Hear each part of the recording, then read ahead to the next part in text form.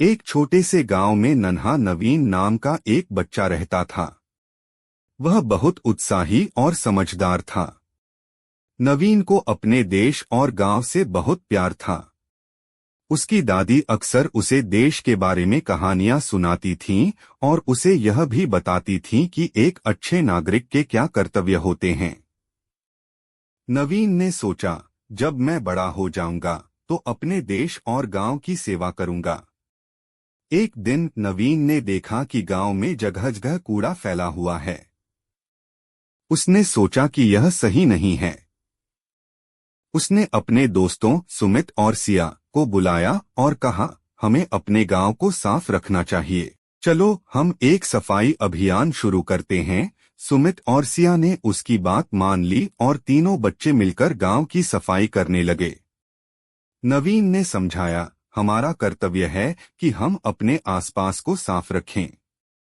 अगर हम ऐसा नहीं करेंगे तो यह हमारे स्वास्थ्य के लिए हानिकारक होगा। सभी बच्चों ने मिलकर कचरा इकट्ठा किया और उसे सही जगह पर डाल दिया। धीरे धीरे गांव की सड़कों पर साफ सफाई हो गई और लोग उनकी सराहना करने लगे। इसके बाद नवीन ने सोचा कि गांव में शिक्षा का स्तर भी सुधारना चाहिए। उसने गांव के बच्चों से कहा, अगर हमें आगे बढ़ना है तो हमें पढ़ाई पर ध्यान देना होगा। चलो हम मिलकर पढ़ाई करेंगे। उसने एक अध्ययन समूह बनाया जहां सभी बच्चे एक साथ मिलकर पढ़ाई करने लगे। एक दिन गांव में एक समस्या आई जब कई लोग बीमार हो गए। नवीन ने अपने दोस्तों के साथ मिलकर गांव के बड़े लोगों से कहा, हमें सभी बीमार लोगों की मदद करनी चाहिए। हमें एकत्र होकर उनके लिए दवाइयाँ और खाना लाना चाहिए। गांव के लोग उनके जज्बे को देखकर उनकी मदद करने के लिए तैयार हो गए।